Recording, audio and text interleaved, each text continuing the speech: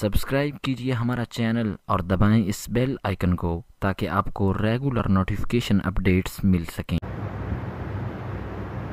اور آج کی گفتگو میں ذکر ہوگا حضور کے ہی صحابی اور حضور کے خلیفہ ثانی حضرت سیدنا عمر فاروق رضی اللہ تعالی عنہ۔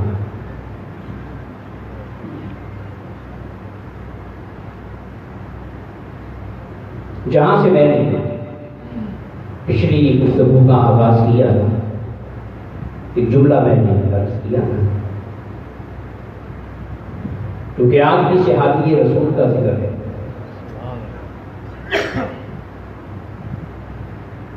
اور صحابی رسول کی سب سے بڑی پہچان اور صحابی رسول کا سب سے بڑا شرط یہی ہے کہ وہ صحابی رسول ہے۔ سبحان اللہ۔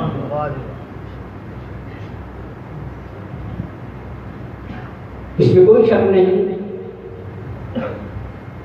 کہ سجدے بھی پیچھے ہیں، عبادتیں بھی پیچھے ہیں، اور مجاہدے اور ریاستیں شرف انسانیت اور کمال انسانیت کے تمام وسائل اور وسیلے اور اسباب سب پیچھے ہیں۔ سب سے بڑا شرف اور سب سے بڑا جو معیار عزت ہے وہ صحبت مصطفیٰ ہے۔ اس لیے میں نے عرض کیا تھا کہ قرآن مجید میں اپنے پڑھنے والے کے لیے ہدایت کی ضمانت نہیں، اس نے خود کہا کہ اس کو پڑھ کے بہت سے ہدایت بھی پاتے ہیں اور بہت سے گمراہ بھی ہوتے ہیں، مگر صاحب قرآن نے بڑے ناز سے کہا اور بڑے فخر سے کہا، بڑی پختگی کے ساتھ فرمایا، اصحابی کالنجوم۔ آقا فرماتے ہیں کہ میرا ہر صحابی وہ ہدایت کا ستارہ، صرف ہدایت یافتہ نہیں بلکہ ہدایت کا ستارہ، رہنما ہے، مرکز ہدایت ہے، مشعل ہدایت ہے، چشمہ ہدایت ہے۔ اور آقا نے اتنی یقین کے ساتھ فرمایا کہ فَبِأَيِّهِمْ اقْتَدَيْتُمْ اهْتَدَيْتُمْ۔ آقا فرماتے ہیں کہ میرے صحابہ میں سے کسی کے پیچھے لگ جاؤ وہ ہدایت پا جاؤ۔ سبحان اللہ، سبحان اللہ۔ تو جو پچھلے جمعے جو میں نے بات عرض کی تھی، یہاں سے بات شروع کی تھی، اگر جملہ یاد ہے کہ کسی شخص کو مذہبی بنا دینا آسان ہے، آسان، یہ کوئی کمال نہیں، کسی شخص کو مذہبی بنا دینا آسان ہے، باشعور بنانا مشکل، باشعور بنانا مشکل۔ مذہبی شخص استعمال ہو جاتا ہے، صحیح بات، نہیں سمجھ؟ صحیح بات، مذہبی شخص استعمال ہو جاتا ہے، مذہب کے نام پہ استعمال ہو جاتا ہے، اس کا استحصال ہو جاتا ہے، اللہ، مگر جو باشعور ہوگا وہ کبھی استعمال نہیں ہوتا۔ اس لیے کہ اس میں فیصلہ کرنے کی صلاحیت ہو، حق کو باطل میں تمیز کرنے کی صلاحیت ہوگی، وہ کسی کی باتوں میں نہیں آئے، ہر شے کو پیمانے پہ معیار پہ رکھے گا، اس لیے کہ وہ صرف مذہبی نہیں بلکہ باشعور ہے۔ اور میرے آقا نے صحابہ کرام کو صرف مذہبی نہیں بنایا، باشعور، اگر کہ ان سے بڑا مذہبی بھی کوئی نہیں تھا، بے شک، بے شک، ان سے بڑا تو میرے آقا نے صحابہ کو صرف مذہبی نہیں بلکہ باشعور بنایا، یہ باشعور، جو ہمیں ابھی بننا ہے، ہمیں سننا بننا ہے۔ مذہبی ہونے میں ہمارے کوئی شک نہیں، بڑے مذہبی ہیں، مذہب کے نام پہ وقت بھی دیتے ہیں، پیسہ بھی دیتے ہیں، لوٹ بھی ڈالتے ہیں، ہے مگر جب بات شعور کی آتی ہے شکست کھا جاتا ہے۔ تو حضور نے کیا بنائے؟ باشعور بنا کیا بنائے؟ باشعور ان باشعور افراد میں سے عمر بھی ہے نا، بے شک اس لیے جب عمر کے خلیفہ ہوتے ہوئے مدینہ میں زلزلہ آیا، واہ جی مدینہ میں زلزلہ اور زمین ہلی، عمر سجدے میں نہیں گرے۔ اگر صرف مذہبی ہوتے تو سجدے میں جاتے سجدے میں گرتے، کلمہ پڑھتے، حضور کے مزار پہ چلے جاتے، مسجد نبی میں بھاگ کے جاتے، صحیح بات یا زمین سے مخاطب ہوتے ہوئے یہ کہتے کہ ہم نے کوئی نماز چھوڑی ہے، ہائے ہائے ہم نے کوئی روزہ چھوڑا ہے، تو ہلتی ہے۔ عمر نے زمین کو ڈانٹتے ہوئے اور زمین پہ پاؤں مارتے ہوئے کیا کہا تھا کہ زمین ہلتی کیوں ہے، زمین ہلتی کیوں ہے، کیا عمر نے تجھ پہ عدل قائم کی؟ اللہ اللہ اب بولیے یہ مذہبی جواب ہے یا شعوری جواب ہے؟ شعوری جواب بولیں۔ شعوری جواب اوپر جانتے ہوئے کہ نماز تو وسیلہ ہے، ہائے نماز تو وسیلہ ہے وسیلہ ہے اس کو جان کر اپنے آپ کو جاننے میں، واہ جی نہیں سمجھے؟ واہ جی اس کو جان کر اپنے آپ کو جاننے کا جو اس کو جانے گا وہ اپنے اسے پھر اپنی اوقات کا پتہ، چل جائے گا، واہ جی واہ اور پھر وہ اپنی اوقات میں، رہے گا اپنی حدود میں، رہے گا اور حدود میں رہنا یہی تو بندگی ہے، بے شک یہی تو انسانیت ہے۔ واہ جی تو عبادت کا مقصد تو یہ تھا کہ اس کی پہچان ہو جائے، اس کا کسی سزا کے ڈر کے اس کی محبت کے سائے میں خود اپنے پہرے دار بن جائے، خود اپنے پہرے دار کسی اور کے محتاج، نہ رہے پھر وہ بندہ جلوت میں بھی ستھرا ہو، خلوت میں بھی ستھرا ہو،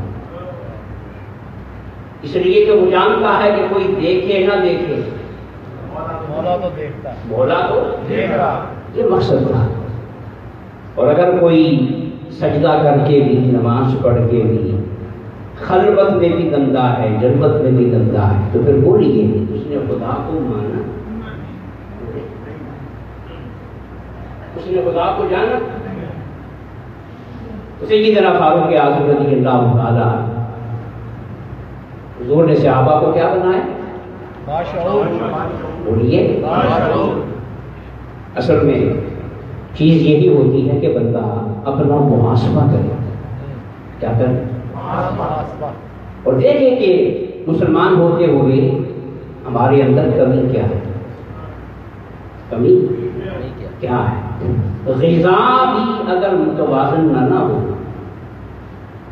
تو جسم کو فائدہ ہے، اور متوازن غذا کا مطلب کیا ہے کہ صرف گوشت ہی کھائے نہیں بولے نہیں آپ کہیں بڑا مہنگا ہے، بڑا طاقتور ہے، بڑا مزیدار ہے، تو صرف گوشت کھائیں گے تو فائدہ ہوگا؟ نہیں بولیں گے نہیں صرف پھل کھائیں گے، بولو یار، جب بھی فائدہ نہیں ہوگا تو متوازن غذا کا مطلب کیا ہے کہ جو کچھ اللہ نے پیدا کیا ہے حلال طیب سب کچھ کھایا جائے مناسب مقدار میں، کھایا جائے تاکہ جسم کے کسی پہلو میں کمی، نہ رہے یہی معاملہ روحانی گرتا ہے۔ واہ جی یہاں بھی توازن رکھنا، یہاں بھی توازن رکھنا توازن رکھنا، عبادات بھی کرنی ہے، اخلاق بھی سنوارنے ہیں، واہ جی بے اور شک معاملات کو بھی سنوارنا ہے۔ بے شک خدا کی بارگاہ میں جھکنا ہے اور اس کے بندوں سے پیار کرنا ہے۔ جب توازن آئے گا تو پھر نماز بھی فائدہ، دے گی پھر روزہ بھی فائدہ، دے گا پھر داڑھی اور پگڑی بھی فائدہ، دے گی پھر مسجد میں جانا بھی، فائدہ پھر ہر شے ہم سب کی روحانیت کی ترقی کا، گراں کا، نکھرنے کا باعث بنے گا۔ اور اگر توازن نہ رہا، نماز پڑھ کے ہم نے سمجھا کہ ہم نے دین کا حق ادا کر دیا، اب جو مرضی کرے، تو پھر کیا ہو گیا؟ پھر نقصان ہوگا۔ اب دیکھیے آقا دو جہاں نے عمر کو لقب کیا دیا؟ فاروق۔ کیا؟ فاروق کا معنی ہے حق کو باطل میں فرق کرنے والا۔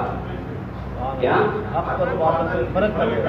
سب سے بڑا کمال یہ ہے، انسان سے غلطی یہیں پہ ہوتی ہے کہ حق کو باطل میں فرق نہیں کر پاتا، یا اسے سمجھ نہیں آتی، یا پھر مفادات کا شکار ہو جاتا ہے، ڈر جاتا ہے، لالچ میں آ جاتا ہے، کوئی نہ کوئی سبب بن جاتا ہے جس کی وجہ سے وہ حق کو باطل میں فرق نہیں کر پاتا۔ آقا نے فرمایا میرا عمر کمال کا ہے، کمال کا ہے، اس میں صلاحیت ہے کہ خوب تھی، اور اوپر سے میری تربیت نے بھی سونے کے سہاگے کا کام کر دیا۔ اب یہ کائنات انسانی کا سب سے بڑا بولو فاروق ہے۔ کیا ہے؟ کیا مانا؟ حق کو باطل میں فرق کرنے والا، ایسا فرق کرنے والا ہے، ایسا فرق کرنے والا ہے کہ جس راستے سے عمر جا رہا ہو شیطان کا حملہ کرنا تو بات کی بات ہے، شیطان کو اس راستے کو بھی چھوڑنا، کیونکہ پتا ہے کہ یہ میری چال میں نہیں آئے، یہ میرے داؤ میں نہیں آئے۔ تو عمر کا لقب کیا پڑا؟ حق اور باطل میں فرق کرنے۔ اور حضور کی ایک حدیث ہے، آقا فرماتے ہیں کہ آسمانوں کے فرشتوں میں ایک بھی فرشتہ ایسا نہیں جو عمر کی تعظیم نہ کرتا۔ آسمان کے فرشتوں میں ایک بھی فرشتہ کہ جو عمر کی تعظیم نہ کرتا ہو، اور دنیا کے شیطانوں میں ایک بھی شیطان ایسا نہیں جو عمر سے نہ ڈرتا، جو عمر سے۔ تو فرشتے سارے اس کو سلام کرتے ہیں اور شیطان سارے اس سے ڈرتے ہیں، اس لیے کہ یہ کمال کا آپ کو واضح ہے۔ یہاں آگے تلبیس نہیں ہو سکتی، گول مول بات نہیں ہو سکتی، اور حق و باطل کا اختلاف نہیں ہوگا۔ یہاں اس کے سامنے تو ڈنڈی نہیں مار سکے گا، ڈنڈا نہیں مار سکے گا، دھوکہ نہیں دے سکے گا۔ میرے اس صحابی کو اور میرے اس یار کو اللہ نے وہ صلاحیت دی ہے کہ جہاں عمر کے قدم لگ جائیں گے، جہاں عمر کا سایہ آ جائے گا، اور جہاں عمر کی شخصیت کا فیض آ جائے گا، حق ایک طرف ہو جائے گا، باطل ایک طرف ہو جائے گا۔ اور یاد رکھیں، عدل کرنے کے لیے فاروق ہونا ضروری ہے،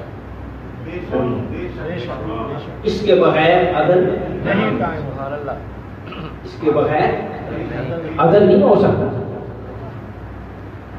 عمر کتنے بڑے فاروق ہیں، حجر اسود کے سامنے کھڑے ہوئے ہیں۔ تو میں نے ایک بات عرض کی تھی نا، عقیدہ اور عقیدت، عقیدہ اور عقیدت، امام احمد رضا کے حوالے سے عقیدہ بھی قائم رکھا ہو، عقیدت بھی قائم رکھا۔ اب عمر نے کیا کہا؟ عقیدہ بھی قائم، عقیدت بھی قائم۔ عمر نے حجر اسود کو خطاب کرتے ہوئے کہا، اے حجر اسود، تو صرف ایک پتھر ہے، عقیدہ، تو صرف ایک پتھر ہے، اور تیرے اندر بولو نا کوئی خوبی نہیں، کوئی کمال نہیں، پتھر ہے، اور ہم پتھروں کے پجاری نہیں۔ یہ کیا ہے؟ یہ کیا ہے؟ کیسا شان فاروقی کا مظاہرہ ہوا؟ تو صرف ایک پتھر ہے، تجھ میں اور کوئی کمال نہیں۔ اور سن، اگر میں تجھے چوم رہا ہوں نا، اب عقیدت کیا عقیدت اگر میں تجھے چوم رہا ہوں تو صرف اس لیے کہ میں نے یار کو دیکھا ہے کہ تجھے چوم رہا کیوں بھائی شان فاروقی دکھائی کہ نہیں؟ عقیدہ بھی قائم رکھا، پتھر کے پجاری نہیں، اس پتھر میں کوئی کمال نہیں، بس کسی کے لب اس کو ایسے لگ گئے، ایسے لگ گئے کہ اب قیامت تک گناہگار آئے گا تو وہ بھی چومے گا، اور وقت کا غوث آئے گا وہ بھی اس پتھر کو چومے گا، اس لیے کہ آمنا کا لا تو چوم گیا۔ یہ حق و باطل میں فرق ہے کہ دریائے نیل کا معاملہ ہے، وہاں کی روایت آئی کہ یہ گرمیوں کے موسم میں فلاں مہینے کی فلاں تاریخ کو ایک عورت کو اچھا لباس پہنا کے اور سونے کے زیورات پہنا کے اس دریا میں جب تک پھینکا نہ جائے یہ چلتا نہیں، یہ تو پھر شان فاروقی عمر نے کہا یہ ان کی رسمیں ہیں، ہم تو مصطفیٰ کے غلام ہیں، ہم ان رسموں کے تابع نہیں۔ فرمایا اب وہاں کوئی دلہن نہیں جائے گی، عمر کے ہاتھ کا لکھا ہوا رکا جائے گا، رسم کو توڑ دیا، ختم کر دیا، اس میں بھی لوگوں کے مفادات ہیں، بات سمجھ رہے ہیں؟ دلہن بنوا کے دریا میں پھینکوائی، آگے بھی تو کوئی اس وقت قبر سے بھی ٹھیکیدار لے جاتا ہوگا کیوں بھائی؟ ورنہ وہ سونے کے زیورات پہنا کے اور لباس پہنا کے کبانی لڑکی کو دریا میں پھینکنے کا کیا فائدہ؟ کہتے ہوئے دریا میں نہیں، کچھ دریا میں۔ عمر نے کہا میں یہ کاغذ کا روکا لکھ دیتا ہوں۔ عمر نے کیا لکھا؟ عمر نے کہا کہ دریا اگر اپنی مرضی سے بہتا ہے تو نہ بہے، تو نہ بہے، اور اگر میرے مولا کے حکم سے چلتا ہے تو عمر حکم دیتا ہے کہ بہنا شروع ہو جائے۔ تو وہ دن آج کیا دن؟ یہ بات یاد رکھیں، حضور نے فرمایا کہ جو عدل کرنے والا حکمران ہے مولا اس کی ہر دعا قبول کرتا ہے۔ تو شرط کیا ہے؟ عدل کرنا، کیا ہے؟ عدل کرنا، عدل ہو اقرب للتقویٰ، عدل کرو، کیا کرو؟ عدل کرو، اس لیے کہ عدل کرنا نماز سے بھی زیادہ تقویٰ کے قریب ہے۔ اقرب اس میں تفصیل کا سیکھا کہ تمام عبادات کے مقابلے میں تقویٰ کے سب سے زیادہ قریب ہے۔ یہی وجہ ہے کہ عدل کرنے والا عمر دریا کو حکم دیتا ہے تو دریا بہنا شروع ہو جاتا ہے، اور وہی عدل کرنے والا حکمران اگر زمین پہ پاؤں مارتا ہے تو ہلتی ہوئی زمین تھم جاتی ہے، اور تاریخ میں ہے کہ آج تک پھر اس مدینہ میں زلزلہ نہیں آیا، اس لیے کہ ٹھوکر اس شخص کی لگی ہے جو سر سے لے کے پاؤں تک عدل کرنے والا تھا۔ تو پھر بولیے مصطفیٰ نے کیا فرمایا، کیا بنایا؟ اب دیکھیں عمر نے کہا تو دعا جملہ پہلے بھی دعا تھا، عمر نے کہا کہ میری ذمہ داری ہے، میری ذمہ داری ہے کہ میں لوگوں کی دعاؤں کو آسمان کی طرف جانے سے روکوں، میں لوگوں کی دعاؤں کو آسمان کی طرف جانے سے روکوں۔ یہ ہے گڈ گورننس کا سب سے اعلیٰ معیار، سب سے کیا مطلب کہ میں دعا کرنے سے روکوں، دعاؤں پہ پابندی لگا دوں، دنیا کہاں سے کہاں تک پہنچ جائے عمر سے آگے نہیں جا سکتا۔ کیا کہا کہ میری ذمہ داری ہے کہ میں تمہاری دعاؤں کو آسمانوں کی طرف جانے سے، مطلب کیا ہے کہ بطور خلیفہ میری ذمہ داری ہے کہ میں تمہاری حاجات کو اس طرح پورا کر دوں کہ تمہیں دعا کرنے کی حاجت نہ دینا۔ بولیے اس سے آگے حکمرانی کا معیار جا سکتا ہے؟ اب یہ جو عمر نے جملہ کہا یہ کسی قرآن کی آیت کا ترجمہ نہیں، حضور کی کسی حدیث کا ترجمہ نہیں، تو پھر یہ جملہ عمر کی زبان سے کیسے نکلا؟ مذہبی ہونے کی وجہ سے نہیں، اس شعور کی وجہ سے کہ جس کی خیرات دربار مصطفیٰ۔ عمر نے کہا کہ دریائے فرات کے کنارے اگر کتا کی بھوک سے مر گیا تو پوچھا، انہوں نے پوچھا عمر سے جائے گا، یہ کیا تھا؟ یہ وہ شعور تھا جو دربار مصطفیٰ سے دینا تھا، آپ سمجھ رہے ہیں؟ دیگر صحابہ حضرت علی نے کہا کہ کفر کے ساتھ حکومت چل سکتی ہے، ظلم کے ساتھ نہیں چل سکتی۔ یہ کسی آیت کا ترجمہ ہے؟ کسی حدیث کا ترجمہ نہیں، کسی آیت کا ترجمہ نہیں۔ تو علی کیوں کہہ رہے تھے؟ کس بنیاد پہ کہہ رہے تھے؟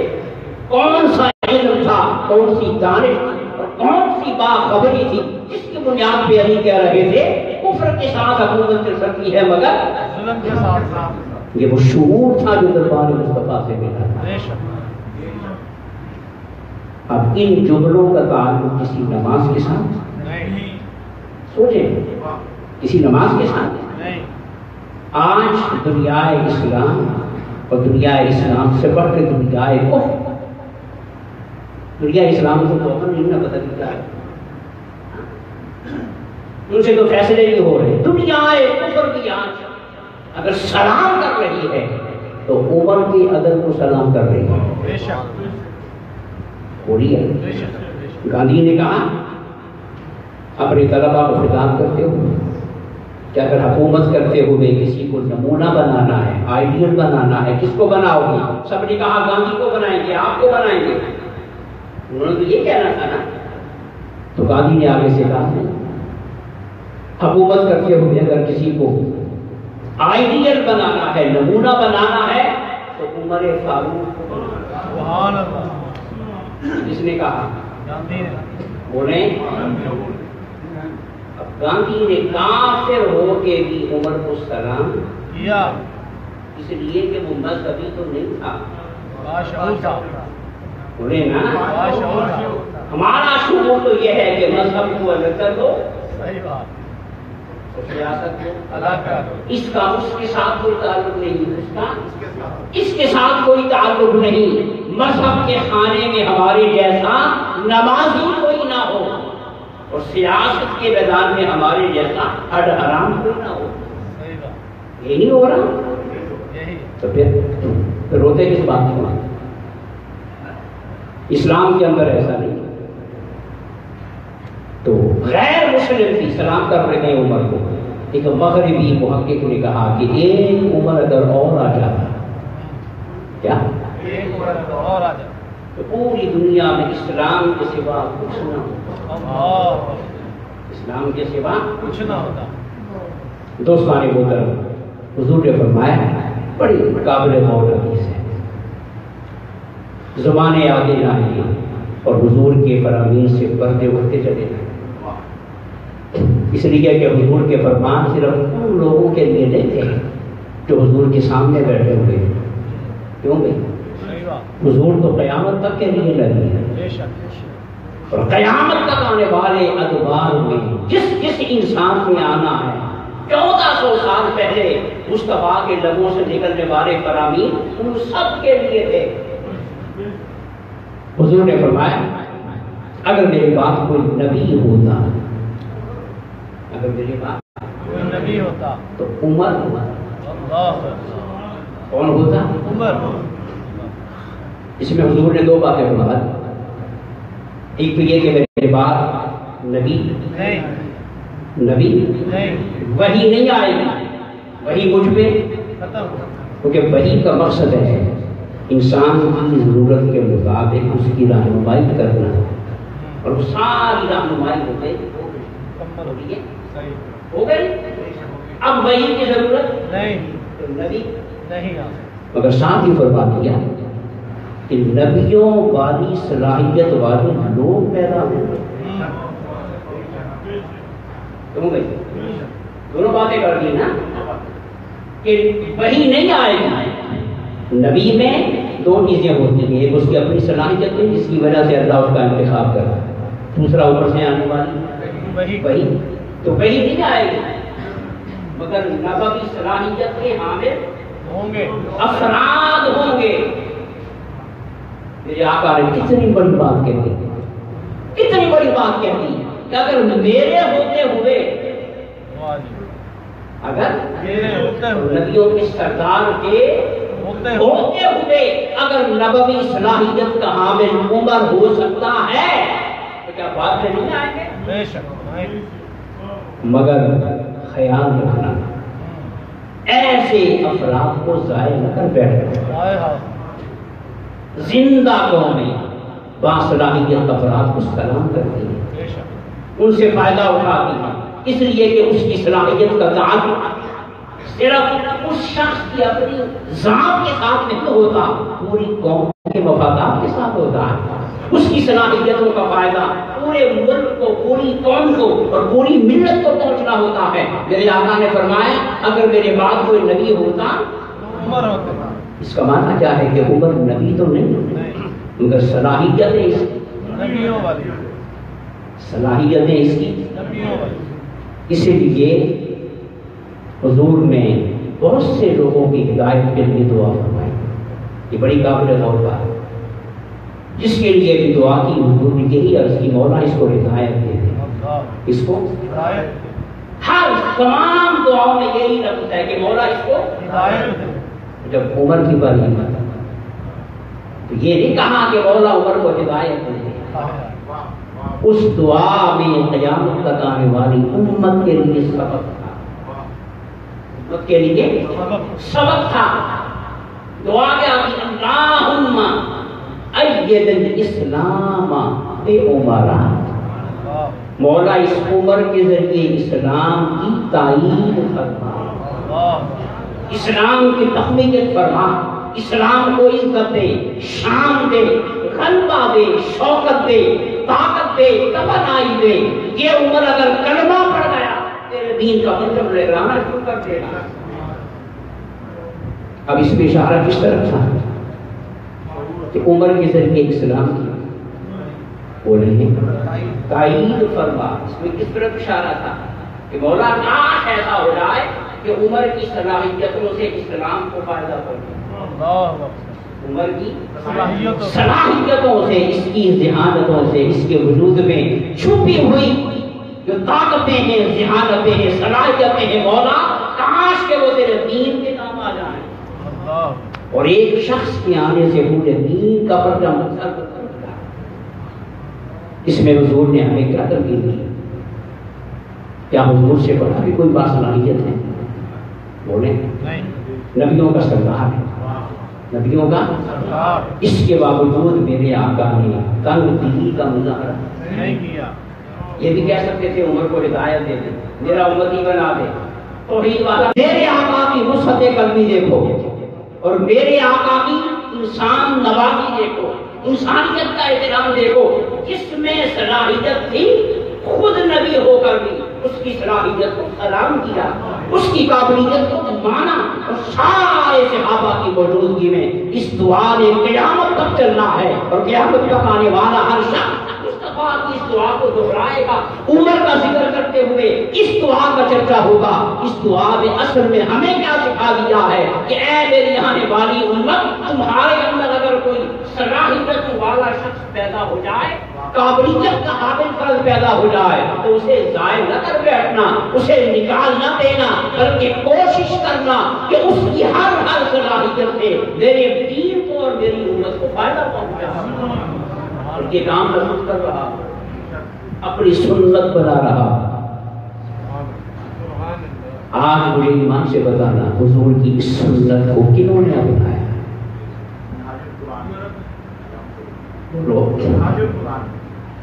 میں اقوام میں لے رہا ہوں، بولو غیر مسلم وہ ہمارے باصلاحیت افراد کو بھی اٹھا کے لے جاتے ہیں، پیسے دیتے ہیں، لالچ دیتے ہیں. دنیا میں کہیں بھی اچھا ذہن ہے، اور اعلیٰ صلاحیتوں کا حامل شخص موجود ہے، اسے خریدتے ہیں کہ نہیں؟ بولو۔ اور ہم کیا کرتے ہیں؟ انڈیا میں اپنے ایٹمی سائنسدان کو مسلمان ہونے کے باوجود مسلمان ہونے کے باوجود کیا بنایا؟ صدر ملک صدر بنایا۔ وہ سیاستدان تھا، وہ لیڈر نہیں تھا، نبی بناتے تو اس کا کوئی اعتراض، نہ مگر کیونکہ اس نے ہندوستان کو ایٹمی طاقت بنایا، براہ تحسین پیش کیا، کیا بنا دیا؟ صدر بھارت کا صدر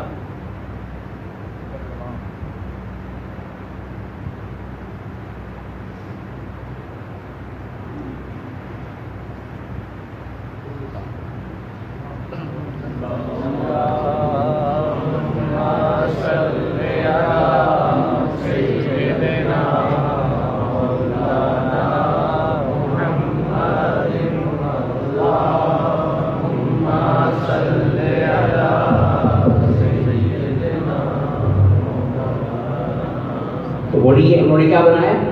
صدر بنا دیا۔ اور ہم نے اپنے ایٹمی سائنسدان کے ساتھ کیا کیا؟ بولے فرق ہے کہ نہیں؟ بہت بولے تو پھر شعور والے ہم ہوئے کہ وہ ہوئے؟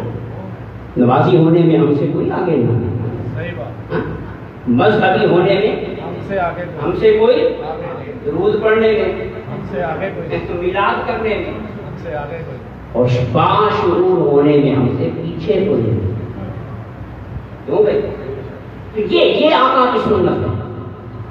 بات سمجھ میں آ رہی ہے کہ جو شخص اس صلاحیت کا حامل ہے، میرے آقا نے اس کی صلاحیت سے پورا فائدہ آیا اٹھانے کی کوشش کی، حالانکہ حضور کی ذات میں کسی صلاحیت کی کمی نہیں، تھی۔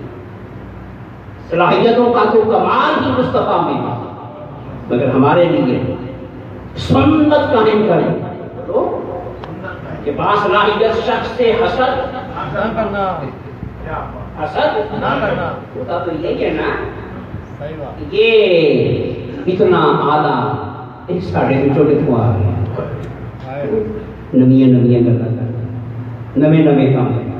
جس کی صلاحیت منفرد ہوگی نیا کام تو کرے گا نا، بے شک، بولو نا، یہی تو اس کی صلاحیت ہے، نئے کام کرے گا، نئی فکر دے گا، نئے انداز کی بنیاد ڈالے گا، اپنی قوم کو اپنے لوگوں کو نئے راستے پہ چلانے کی کوشش کرے گا، آگے بڑھائے گا۔ حضور کی تو شان ہی یہ ہے کہ بلل آخرۃ خیر لک من الاولی، محبوب تیرا ہر آنے والا لمحہ پچھلے لمحے سے بہتر ہے۔ بہتر ہے، اور اب یہ ہے ترقی کا راستہ کہ ہر آنے والے لمحے کو پہلے سے بہتر ہے، تو کیسے بہتر بنے گا؟ نئے راستے ہوں گے تو بنے گا، بے شک، نئی سوچ ہوگی تو بنے گا۔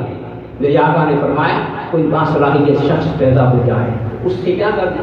فائدہ اٹھانا، بولو، فائدہ فائدہ اٹھانا، ضائع نہ کرنا، عمر اسلام لائے تو پہلے صلاحیت بتا دی کہ اس میں نبوی صلاحیت، کیا نبوی صلاحیت، نبوی صلاحیت، اور پھر دعا کر دی کہ مولا اسے کیا کر دے، اس کے ذریعے اسلام کو، فائدہ، اور یقیناً جب وہ ایک شخص اسلام لایا تو اذان کی صدا بلند ہو گئی۔ سبحان اللہ، جب وہ ایک شخص اسلام لایا تو مسجد حرام میں نماز پڑھنا، جو صحابہ چھپ کے نماز پڑھتے تھے، آج عمر کے اسلام لانے کے بعد سریعان نماز پڑھ رہے۔ 10-11 سال آپ نے حکومت، اس 11 سال کی حکومت میں عمر نے مصطفیٰ کے نظام کو کمال تک پہنچا دیا۔ بے شک، کیا حضور نے فرمایا تھا کہ میں وہ ریاست بناؤں گا، مسجد نہیں، بولو، ریاست، آج اپنے آپ کو صرف مسجدوں کے نظام تک محدود کرنے والے کیسے کہتے ہیں کہ ہم مصطفیٰ کے غلام ہیں؟ بولو، مصطفیٰ نے کہا کہ میں وہ ریاست بناؤں، ریاست بناؤں گا، اس میں ایک خاتون زیورات سے نسی پھودی اکیلے جنگلوں میں سفر کرے گی اور کوئی مائی کلام آنکھ اٹھا کے اسے دیکھ نہیں سکتا۔ ایسا امن قائم ہوگا، عدل قائم ہوگا، انسانیت کا احترام قائم ہوگا، انسان آزاد ہوگا اور کوئی شخص کسی پہ ظلم نہیں کر سکے گا. ہر شخص محفوظ ہو جائے گا. ایسی محفوظ ریاست قائم کرنا یہ محمد کا کمال ہے. یہ مصطفیٰ کا مشن ہے. اس مشن کو مکمل کیا تو کس نے؟ عمر. بولیے عمر نے مکمل کیا. میں پہلے بھی کہا کرتا ہوں کہ محرم کی شروع میں عمر کا ذکر ہے اور 10ویں کو حسین کا ذکر. یہ محض اتفاق نہیں ہے. یہ محض ان دونوں شہادتوں میں ایک تعلق ہے, ایک ربط ہے. عمر نے مصطفیٰ کی سیاست کو, مصطفیٰ کی ریاست کو کمال تک بولے کہ جس میں کوئی بھوکا, جس میں کوئی مظلوم, جس میں کوئی بے یار و مدد تھا نہیں تھا. اتنا عدل تھا, اتنا عدل تھا کہ ایک دیہاتی بھاگتا ہوا اپنے گاؤں میں آیا مدینہ سے دور, کہا کہ لگتا ہے آج عمر دنیا میں نہیں رہے. گاؤں والوں نے کہا تجھے کیسے پتا چلا؟ مدینہ تو بہت دور ہے. اس نے کہا جب تک عمر کا عدل قائم تھا میری بکریاں بھی پھرتی تھیں, بھیڑیے بھی پھرتے تھے. اگر کوئی بھیڑیا کبھی کسی بکری کو اٹھا کے نہیں لے گیا, آج ایک بھیڑیا آیا ہے اور میری ایک بکری کو اٹھا کے لے گیا ہے, یہ عمل بتا رہا ہے کہ عدل کرنے والا عمر نہیں رہا. پھر جب خبر آئی تو وہی دن تھا عمر کی شہادت. وہ عدل قائم کیا. ریاست کا کمال عدل میں ہے. اس میں بولے نا, ریاست کا کمال عدل میں ہے, باقی سب چیزیں بعد میں. عمر نے عدل قائم کر دیا. اور وما من دابۃ فی الارض الا علی اللہ رزقھا, کہ ہر جاندار کا رزق اللہ کے ذمہ ہے. اس کا نمونہ یہ عمر نے قائم کر دیا. اب جب یزید آیا تو یزید کے ہاتھوں سے مذہب کو خطرہ تھا. بولے نا, پاکستان ہم نے بنایا تو کیا ہندوستان میں مذہب کی آزادی نہیں تھی؟ بولے بولے وہاں نمازیں نہیں تھی؟ آج بھی وہاں بڑے بڑے مدرسے قائم ہیں, بڑے بڑے آستانے قائم ہیں. کیا وہاں عرس کی محفلیں نہیں ہوتی, میراث کی محفلیں نہیں ہوتی؟ تو کس لیے بنایا تھا پاکستان؟ وہاں مذہب میں رکاوٹ نہیں تھی, وہاں عدل میں رکاوٹ تھی, انصاف میں رکاوٹ تھی. مسلمان کو اس کا حق, بولے نا, سیاسی حقوق, معاشی حقوق, تعلیمی حقوق, قانونی حقوق نہیں مل رہے تھے. تو کیا بنایا؟ بولو پاکستان بنایا. تو یاد رکھیں ریاست کا کمال عدل میں ہوتا ہے, انصاف میں ہوتا ہے. یزید کے ہاتھوں سے نمازوں کو خطرہ نہیں تھا. اب بولو کس کو خطرہ تھا؟ کچھ آپ ہی بولو. عدل کو. اس کو جب حکمران ظالم ہوگا تو معاشرے میں عدل رہے گا, بولے انصاف رہے گا. تو بس اس ریاست مصطفیٰ کو عمر نے کمال تک پہنچایا تھا جب پہلی بار یزید کے ہاتھوں وہ عمارت گرنے لگی, مصطفیٰ کے لگائے ہوئے اس باغ پہ خزاں آنے لگی, عدل کو منہدم کیا جانے لگا. تو پھر اس عدل کو, سجدوں کو نہیں, عدل کو بچانے کے لیے, انسان کی آواز کو سربلند کرنے کے لیے, اور جن مسلمانوں کو, لوگوں کو مصطفیٰ نے آزاد کیا تھا, ان کی آزادی کے تحفظ کے لیے سب کچھ لٹا کر اگر کوئی میدان میں آیا تو کوئی اور نہیں آیا جو مصطفیٰ کے کندھوں پہ بیٹھنے والا ہوگا. یہ ہے عمر اور حسین کا تعلق. بات سمجھے؟ اس لیے عمر نے حسین سے کہا تھا, جب لڑائی ہوگی نا تھوڑی سی حسین کی اور عمر کے بیٹے کی, تو حسین نے کہا کہ ہمارے نانے کے غلام کا بیٹا ہو کے ہم سے لڑ. بچے تھے نا, تو یہ تھوڑا سا تانا دے دیا کہ ہمارے نانا کے غلام کا بیٹا. اس نے یہ جملہ کہا, اسے غصہ آیا ہوا. عمر نے کہا اچھا چلو ابھی میرے ساتھ چلو. بیٹے کو لے کے حسین کے دروازے پہ آ گئے. دروازے پہ دستک دی, حسین نے کھولا. سمجھ گئے اس نے شکایت کی ہو. اور عمر غصے میں آئے ہوں گے اور ہمیں ڈانٹنے آئے ہوں گے تو عمر کے کچھ کہنے سے پہلے ہی کہہ دیا کہ چچا جان بس غصے میں منہ سے نکل گیا، مجھے معاف کر دی، معذرت کرنا۔ حسین، عمر نے کہا حسین میں معذرت کروانے نہیں آیا، غصہ کرنے نہیں آیا، شکایت کرنے نہیں آیا، بس پوچھنے آیا ہوں تم نے ایسے کہا تھا۔ حسین نے کہا کہاں تھا؟ تو کہا پھر حسین جو کہا تھا اسے کسی کاغذ پہ فرمایا وہ کیا کرو گے؟ کہا قبر میں ساتھ لے کے جاؤں گا۔ قیامت کے دن اگر عمر کی غلامی رسول کو کسی نے ماننے سے انکار کیا نا اور مجھے گواہی کی حاجت پیش آئی، کسی اور کو گواہ نہیں بتاؤں گا، میں کہوں گا یا رسول اللہ دیکھیے آپ کے نواسے کے ہاتھ کا لکھا ہوا سرٹیفکیٹ ہے، میں کسی اور کا غلام نہیں، میں تو حسین کے نانے کا غلام۔ یہ آپس میں ربط تھا، ایک محبت کا تعلق بھی تھا اور ایک مادی ربط بھی تھا کہ جس عمارت کو عمر نے کمال تک پہنچایا اسے جب یزید کے ہاتھوں سے غضب پہنچنے لگی تو بچانے کے لیے کون آیا؟ حسین آیا، شعور کو بچانے، عدل کو بچانے کے لیے، انسانیت کو بچانے کے لیے۔ اس لیے کسی شاعر نے کہا کہ انسانیت کو بیدار تو ہو لینے دو، انسانیت کو سمجھے ہو، نمازی ہونا اور بات ہے، بیدار ہونا اور بات، باشعور ہونا، انسانیت کو بیدار تو ہو لینے دو، ہر قوم پکارے گی ہمارے، صرف مسلمان نے ہر قوم پکارے گی، اس لیے کہ سجدہ صرف مسلمان کی ضرورت ہے، مگر اگر انسان بولو نا، آزادی اور معاشرتی حقوق، مسلمان ہو یا غیر مسلم، ہر شخص کی ضرورت ہے، اور اس ضرورت کا پہرا دینے کے لیے قیامت تک اگر کوئی نمونہ ہے، عدل میں نمونہ حسین ہے، اور عدل پہ پہرا دینے کا نمونہ، عدل کا نمونہ عمر ہے، اور عدل پہ پہرا دینے کا نمونہ کرتا کہہ دو بادشاہ آپ کے کم ہو گئی، بادشاہ دین اشک حسین دی پناہ سردار ناداد دست در کشت جدید حقا کے بنا الہ اشک حسین۔